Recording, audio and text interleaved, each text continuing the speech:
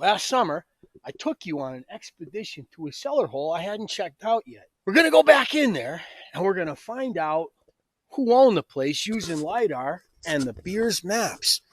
Here's our indicators. We have some tiger lilies that are growing. I showed you them last year. Stonewall. Got some sugar maples down the road. Look at this. Beautiful parallel stone walls used for sheep herding. Drive them from the side fields into the run and then run them up to contain them before you did the shearing. You could have also done it with other livestock, like cattle, if you were going to drive them into the cities to be slaughtered, which is what they did with cattle, by the way. They didn't often slaughter them in their own particular farmstead or on the farmstead unless they were going to eat it themselves. You can see a big, beautiful oak, probably 150 years old. It was probably small when the farmstead was going.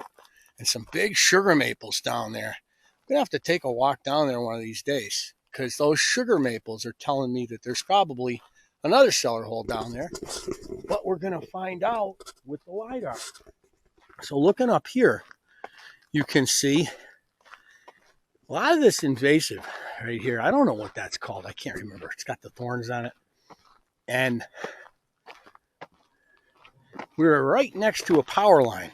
And I'm not afraid to show you where this is. You can come explore it if you want. Bring your metal detector. Dig around and find some old nails. So we walk up.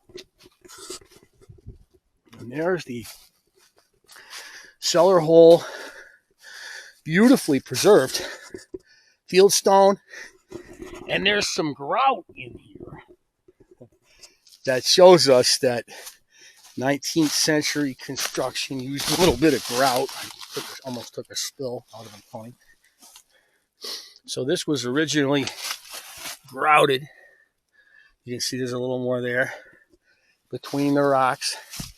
And there's an odd, maybe that's a root cellar over there in the corner on the outside. So as I move across the lip of the cellar hole, understand a lot of times these are sprawling homes, and that's what we have here. You can see support coming out like this and then around, and right here is the remains of the old hearth. You can see some old barrel hoops, and then right here would have been a field stone chimney on a basement. Really neat. Now, you know, a basement was designed to hold the weight of the chimney, which would sink into the ground. So they dug down and oh, here's a brick for our friend Dennis. I'll grab this brick for him. It's only a piece, but he'll appreciate it. And we can see the more supports come out here like this, right? So we have a sprawling farmhouse here. And right here, you can see more brick. And this is another chimney. So there was a chimney there. There was another one here. And I ought to dig up a better brick for Dennis. You can see some bed springs, more barrel hoops, farm implements over there, an old sugar bucket. Let's go over and look at them in a second as I look in here. These bricks are sadly decayed. I think I've got one of the best ones that I'm going to find. But if I find another one, I'll grab it for Dennis. Look at the size of this ash right here. That was, and all around the base of the ash, you can see more metal. I wonder if this ash grew right. It did. It grew right out of the corner of the foundation. So this farmhouse went from the cellar hole over there through a series of additions all the way over here. And then it hooks and comes back over this way. I gotta watch out, I'll fall in a well. They had their famous torch wells. Look at the buttressing on the base of that ash. That's cool. There's another big one right there. So, moving along. Well, there's our, look at, and there's, you can see the remains of another addition that came out and went over here like this, and the imprint right there. This farmhouse was substantial. And right here, here's our old iron. We have some kind of spring from a farm implement. Could dig around in here, but I'll leave it for you if you decide to come up. A lot of cool iron sitting here. Hasn't gone anywhere. Look at piece of an old scythe. Look at that old scythe blade right there. Somebody found and stood up. It might have been me. And then again, the addition comes out. Hooks. Look at this.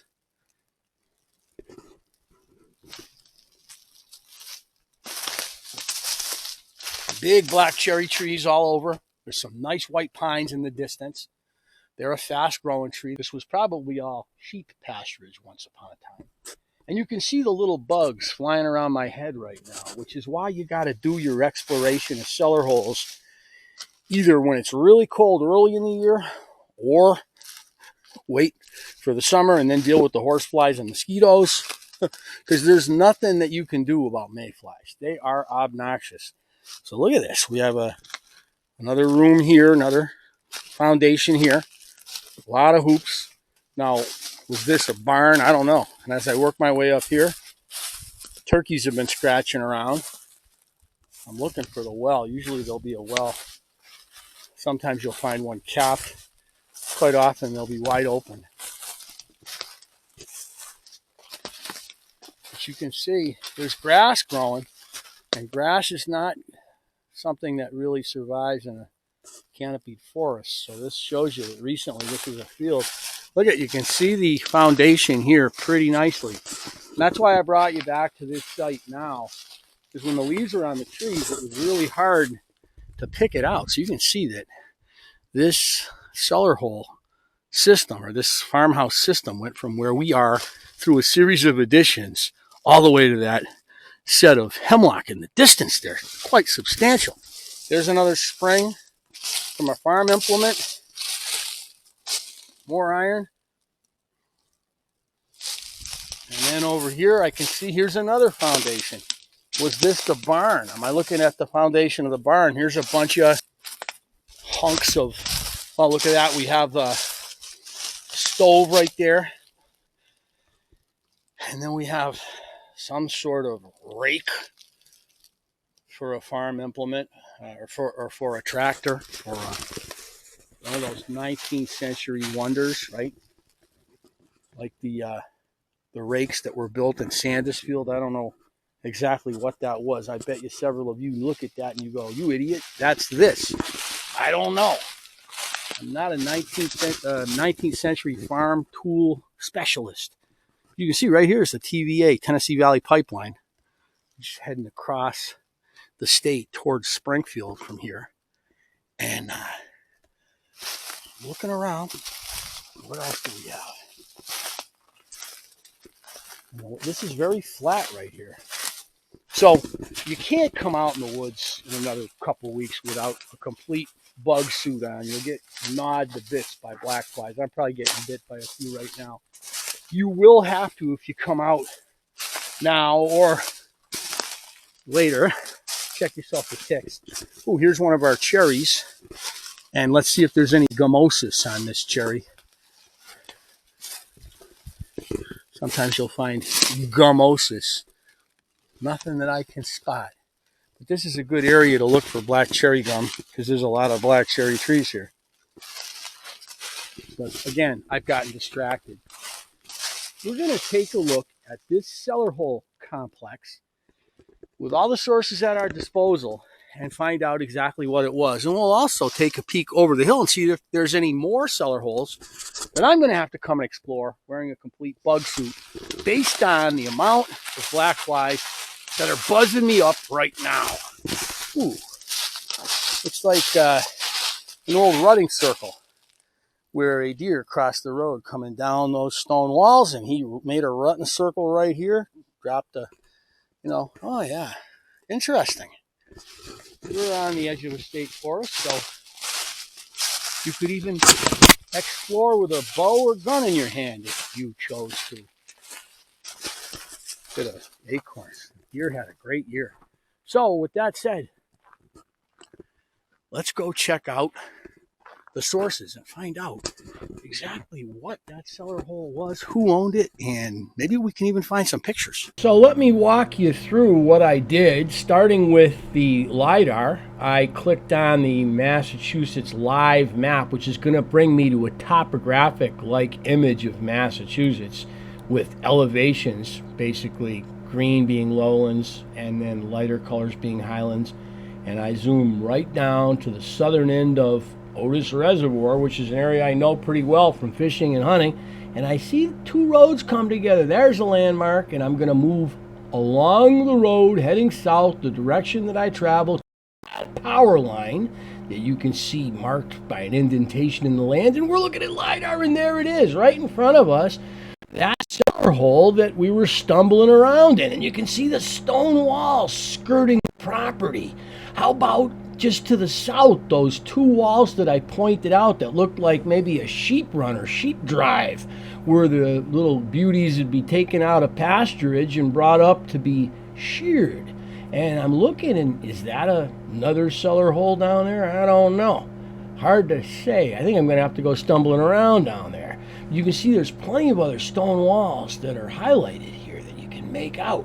And some of them make some kind of strange shapes, like they were used by the farmer to bring the sheep, you know, separate them out. You separate the ewes from the rams. They got all kinds of things those sheep farmers do. I'm not a sheep farmer, but I have seen a little bit on the YouTube. And look at this pasturage up on the other side of the power line from where we were, with a pretty high stone wall that's pretty delineated. There's another, you know, declination in the ground there, and there's more stone walls or apparent pasturages. So we're looking at the site, and I think we found it. We're definitely there. So I decide to go now to the Beers Atlases, and I'm going to use the Boston Public Library's atlas, find Hampden County, which is where Tolland is, and now I'll pop on that, and there we are looking at a facsimile of the book that's been scanned by our friends at the Boston Public Library, who have a lot of money coming in from the federal government. Once we find Tolland, we can then zoom in on the area in question. So we'll go to the landmark that we can easiest find, which is the big lake up there, Otis Reservoir, and then we'll find the two roads coming together, and I'll follow them down and zoom in, and what are we looking at? O.E. Snow.